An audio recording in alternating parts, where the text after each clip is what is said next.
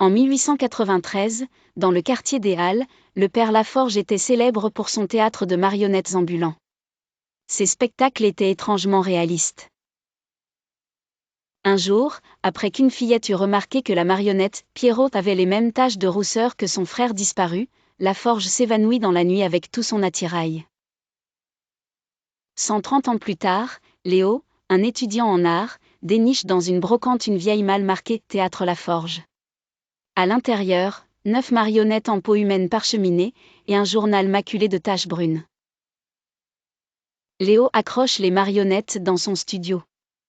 Cette nuit-là, il est réveillé par des chuchotements, « Jouons, jouons enfin ». Les pantins bougent seuls, leurs fils s'enroulant comme des serpents autour de ses membres endormis. Au petit matin, il trouve ses bras couverts de marques rouges et une 10e marionnette grossièrement fabriquée, à son effigie. Le journal révèle l'horreur, Laforge capturait des victimes pour les transformer. La clé est dans les yeux, il faut les remplacer par des boutons de verre avant que la pupille ne se fixe. Les marionnettes deviennent plus audacieuses. Léo surprend Colombine en train de coudre un nouveau visage avec des cheveux qu'elle a arrachés à sa petite amie endormie. Arlequin, le plus vieux pantin, murmure « Laforge nous a appris, un corps égale 1000 représentations, tu seras notre nouveau maître. » Pire, les marionnettes parlent avec les voix de leurs victimes originales. Celle qui ressemble à Léo claque des dents en répétant « Pourquoi t'as ouvert la malle ? Pourquoi ?» Léo tente de brûler les pantins, mais il rit, immunisé par un sortilège ancien. La marionnette Léo révèle la vérité, on est 9. Il en manque un pour compléter la troupe.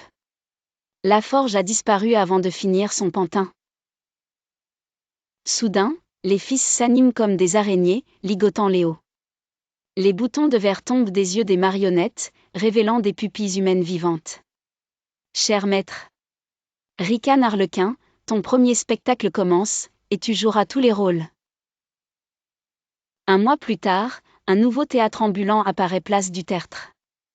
Le jeune marionnettiste, pâle, les yeux étrangement fixes, présente un spectacle macabre où 10 personnages bougent avec une grâce troublante. Les enfants adorent, surtout le nouveau pantin, un vieil homme à barbe dont les yeux en verre pleurent des larmes rouges. La nuit, les riverains entendent des rires étouffés et le grattement d'aiguilles sur le bois. Et si vous regardez trop longtemps les yeux des marionnettes, vous pourriez reconnaître quelqu'un.